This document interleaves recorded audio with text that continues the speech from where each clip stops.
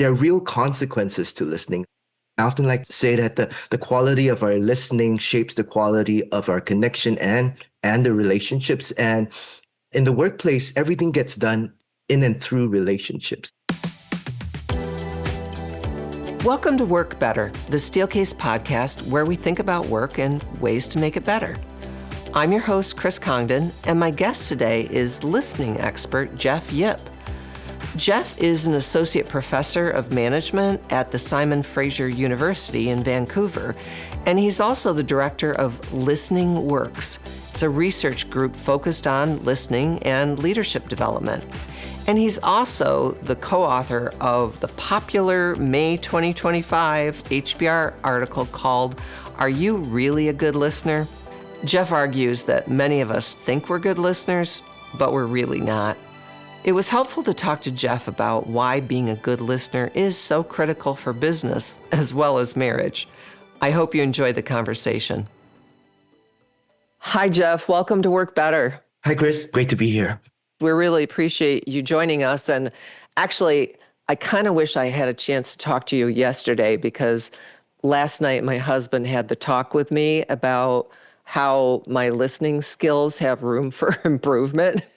And, he's actually right. I'm usually pretty tired at the end of the day. And sometimes listening feels like a really heavy lift. And I hope I'm doing better at work, but I know you have studied this topic of listening extensively, and I'd really love to hear about so many things that you're learning, but let's maybe start with some of the basics. Like, why is being a good listener so critical for businesses?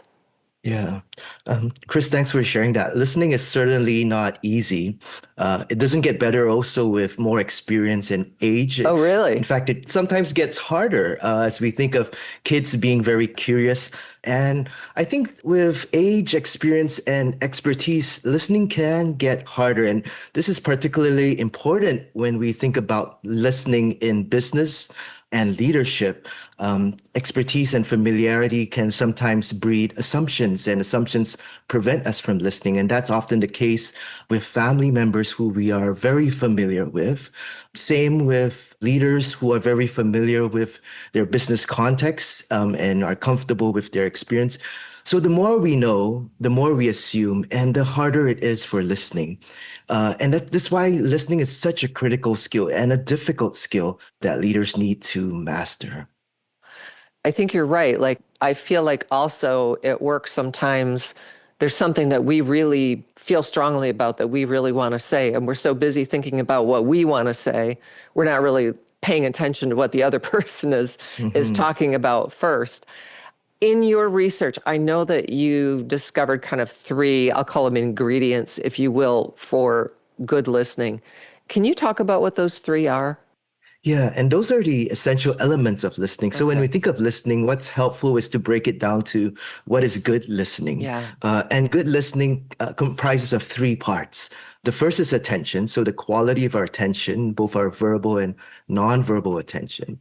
The second is comprehension. So are we really understanding what we're hearing? And that's where listening is not one way. It's a dialogue which involves really good questions. And then the third, which most leaders miss, is our response. So what are we doing with what we heard? Yes. Are we affirming it? And are we taking action on it? Sometimes what's missing in organizations is leaders have a town hall, a one-to-one, and they truly heard what was said, but they do not follow up. And in the absence of a follow-up, people think that, their leader's not really listening. Yeah, that makes so much sense. I can think of so many situations in which, our attention is spread across multiple things. I had a chance to interview Gloria Mark, who did really great work on this topic of attention and how difficult it is for us to, I think our attention span is like 47 seconds or something really low. That makes so much sense. And then I find myself, and I'm hoping this is a good listening skill, but making sure, like, did I really understand you? Like, I need to say things back to people and go, did I get this? And that helps. But I think you're right, where many of us fall short is that response. Like, just even acknowledging that I heard you, and maybe I'm not going to be able to solve that problem, but at least I did hear what you had to say. Yeah. And sometimes where the response goes wrong is, and also the challenge of expertise and experiences, we respond to solve what we heard, but we're not truly, before we truly understand what's being spoken. And so a lot of us develop as expert problem solvers, but we're very quick to solve before we truly understand what's being heard. So listening does have to proceed through that sequence where we pay attention, we comprehend before we respond. And like you said, Chris, like sometimes we jump in too fast with that response. And that could be a function also of shorter attention spans in our time. For sure. So let's break this down a little bit more, because I think you've also identified 5 of the common mistakes that happen when we're listening. Could you walk us through those and talk about them a little bit? Yeah, so these common mistakes comes from a review paper that I wrote with my colleague Colin Fisher from the University College London. So we reviewed 117 studies on listening across management and psychology. We identified a number of things. These 5 surface from as one aspect of the review, and the 5 are haste, the challenge of listening too fast. The second is on defensiveness. So when we listen to respond, but not truly to understand. The third is invisibility, that we are hearing, but we're not truly conveying that we're listening. The second is inaction. We've just discussed that when we're listening, but we don't follow up on what we heard. Right. And the last and most critical in our time is exhaustion. That while listening is important, we found what we call the paradox of listening is when listening is most important, it's seldom done well because it requires a lot of our physical, emotional energy. And most of us are exhausted. And there's so many things that deplete our energy that we need to learn to manage that in the process of listening.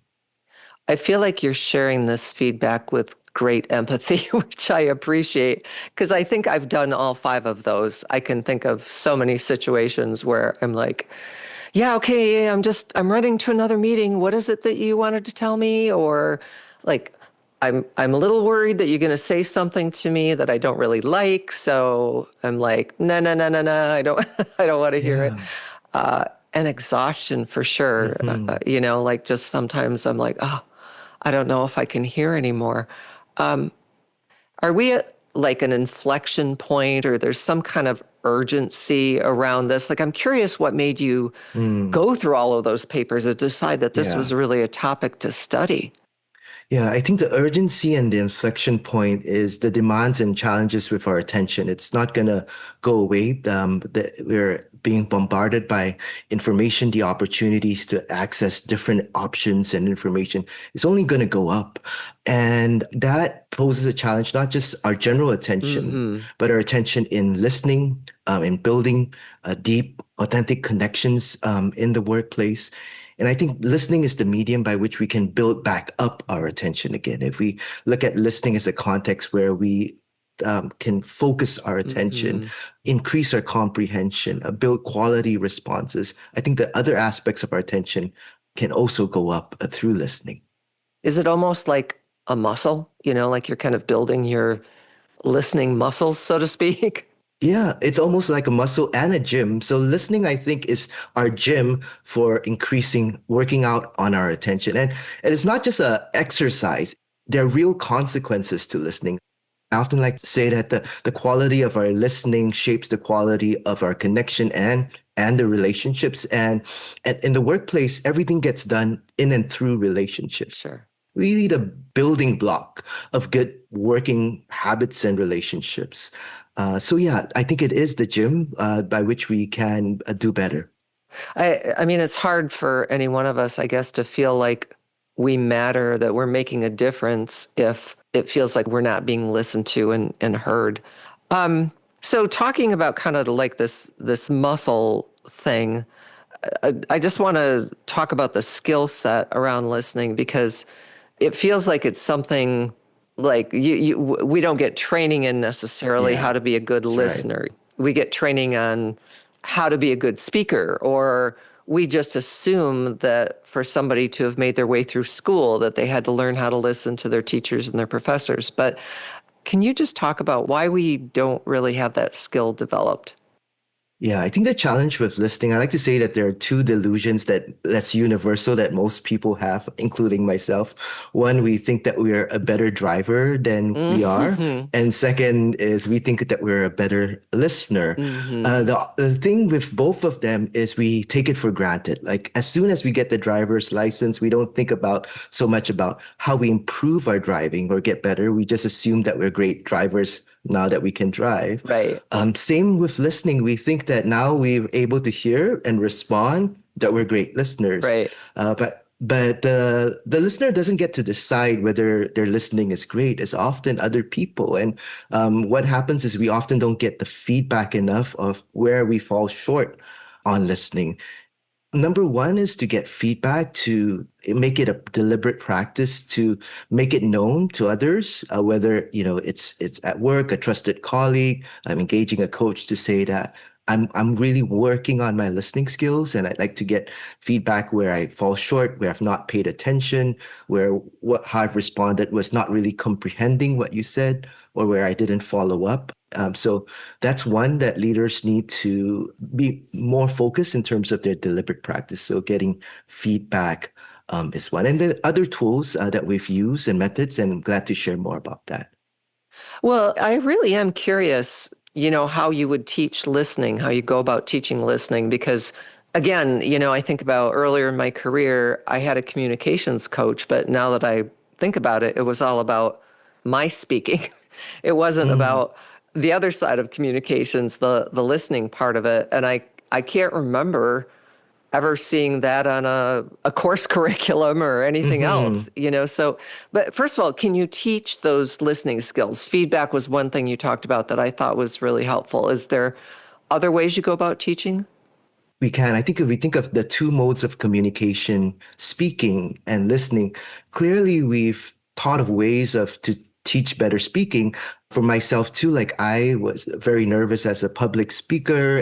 I've stumbled on speaking, but through deliberate practice, through frameworks, through coaching, become a little bit better at speaking. And we have a lot of those. We have platforms and resources, and even in our business school courses that teach speaking, but not so much on listening. Right. And similar to speaking, I think listening can be taught through practice, but also through frameworks and processes.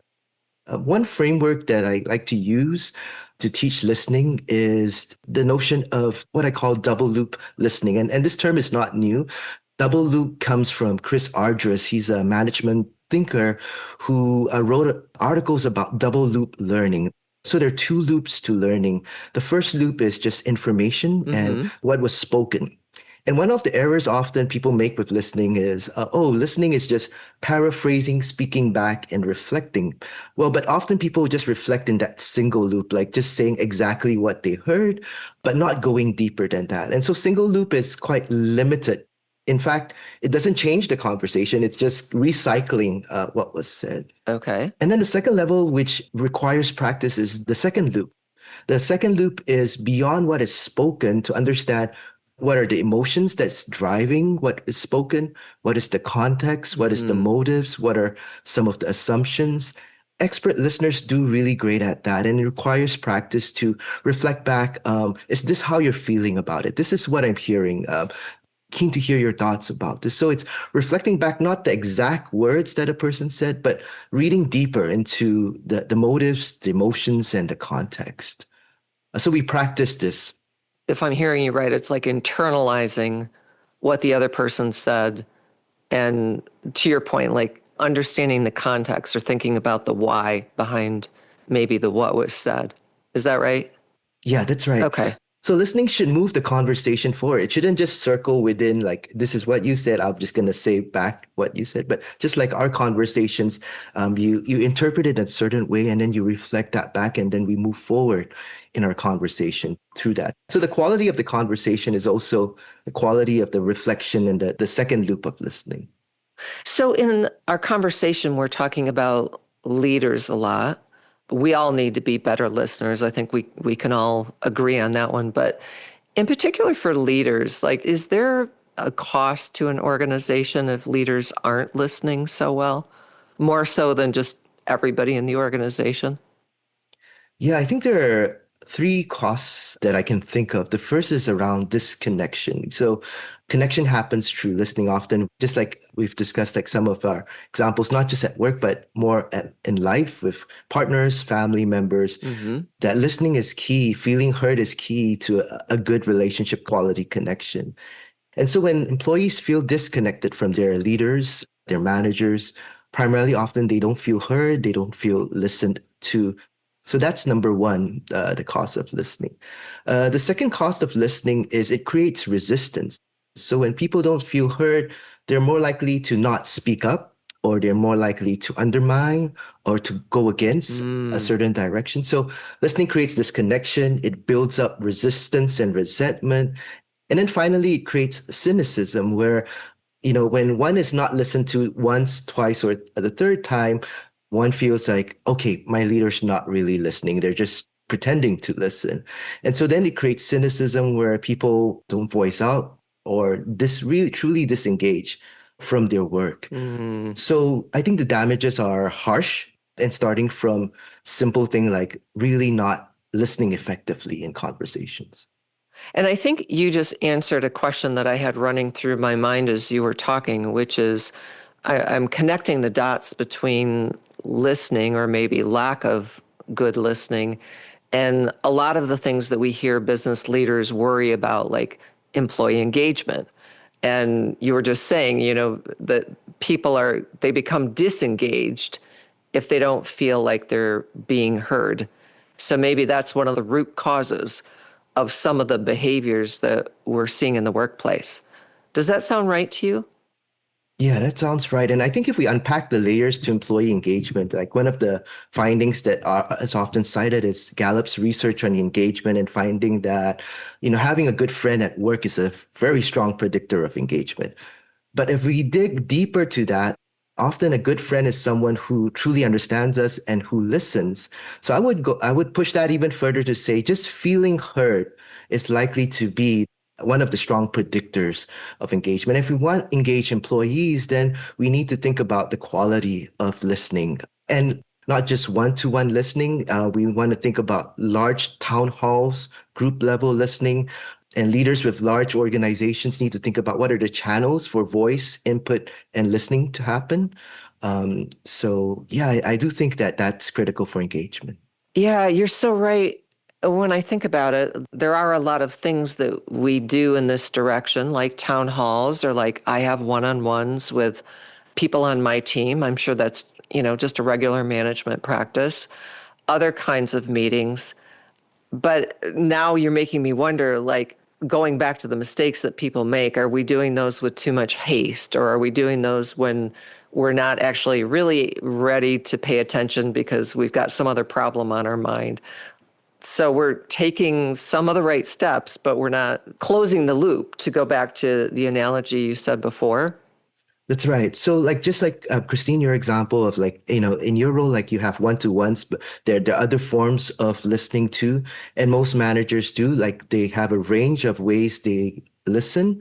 And just like I think people have productivity audits and habits, like what are Yeah. my regular habits and how am I doing it? How can I refine that? I think it would be useful. And we do this in the class around doing a listening audit. Like, so what are the expectations for you in your role to listen? So who expects you to listen? Who are the stakeholders? What are the expectations? And then how do you listen? How can you improve the quality of your listening? We look at also exhaustion, like where you feel tired and burnt out by listening, and how we can improve that.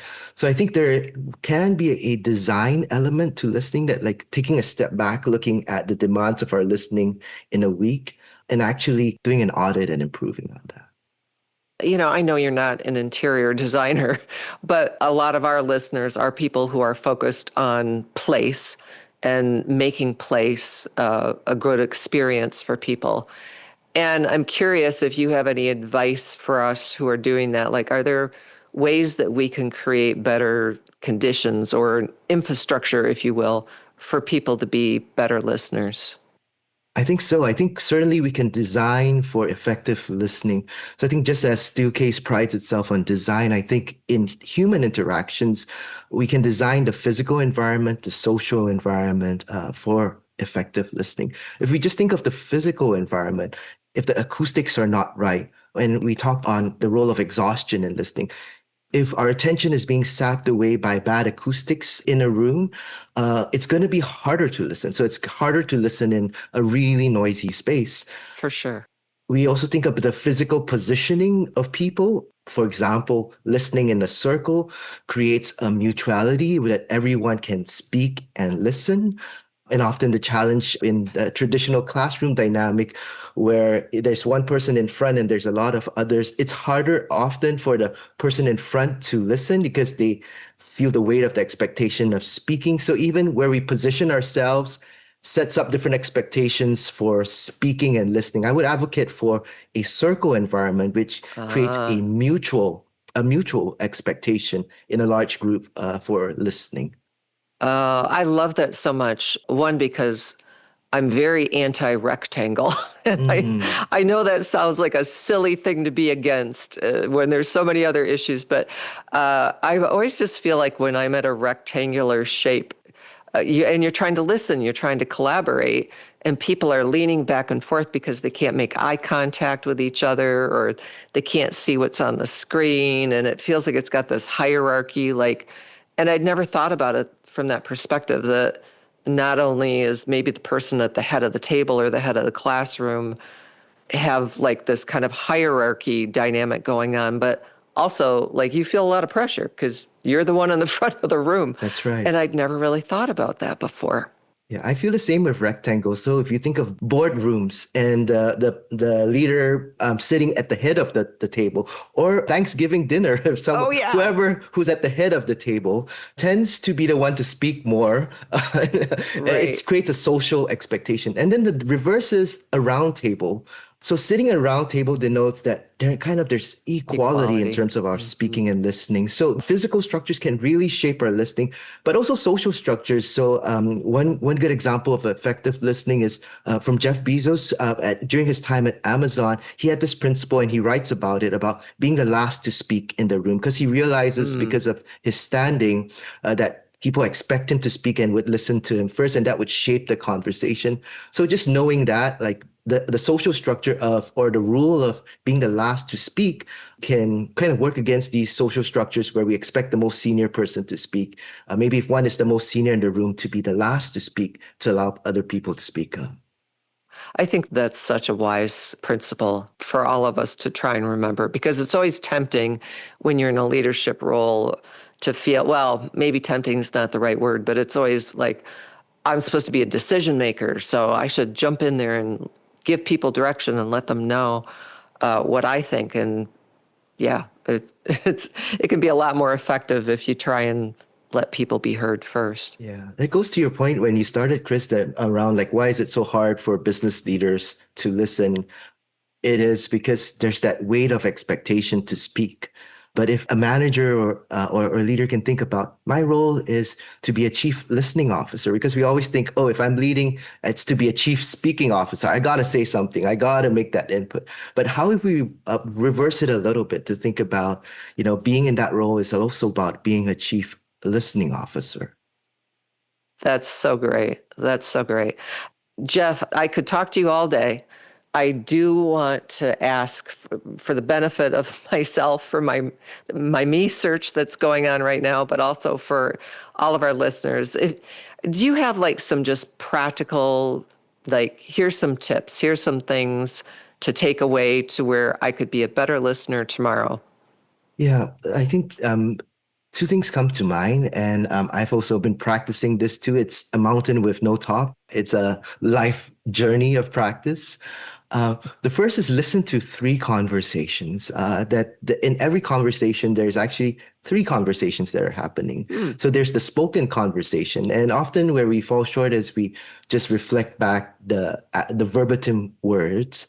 The next level is going deeper to listen and to speak to kind of the emotions and assumptions behind the conversation. And then the third is the context.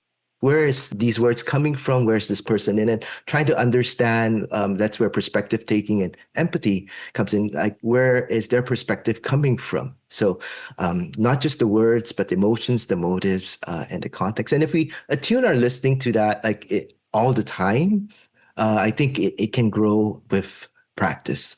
The second is a practice of listening to close the loop, which is basically about the response. And it's particularly so in the workplace that we're listening all the time, and we get requests and feedback all the time. And oftentimes people think that their managers are not listening because they don't close the loop. The listening is not just accommodating every perspective. That would be very tiring. Sure. But listening is being very realistic with what one hears, and to say that I agree with this, and reasonably, I think I can get this done in the next month, and I'll get back to you on these other two things. Continually building on what one hears, and closing the loop on the listening. The challenge with listening often in the workplace is it opens a loop that is not closed. Mm-hmm. And that creates distrust, discommunication, and disengagement. And so just these two practices, like listening deeper with the three conversations, and the habit of closing the loop, just affirming and showing how one is responding to what one hears, are ways towards better listening.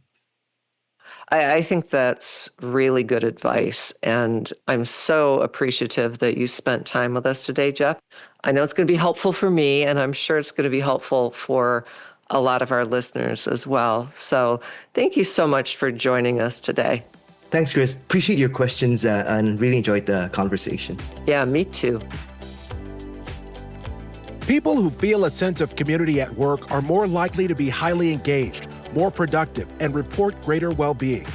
Now, a new issue of Work Better magazine shares how to create communities at work so people can thrive. Find design, insights, and solutions for the ways people work today in the new issue of Work Better magazine. Get your free copy at steelcase.com/WB magazine. So in this conversation, I learned about just how important good listening is to creating connection and engagement with our teams. But we also had some great insights about how small design changes, like choosing round tables or creating quiet, distraction-free spaces, can help us pay more attention and become better listeners.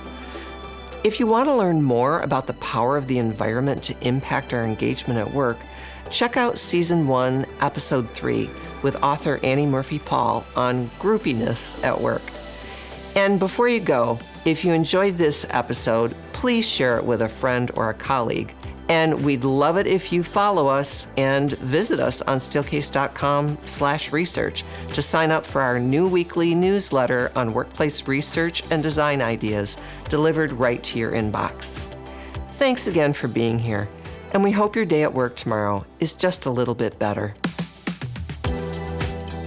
Thank you to everyone who helps us work better, including our producers, Katie Pace, Rebecca Charbauski, Stav Kontis, Chiara Licari, and Brandon Lacic. We are thankful for the creative art direction by Erin Ellison and Emily Cowdery, and for the editing and sound mixing by Soundpost Studios, and the technical support by Mark Caswell, Sean McManaman, and Jose Jimenez. Our digital publishing is by Areli, Arellano, and Jordan Marks.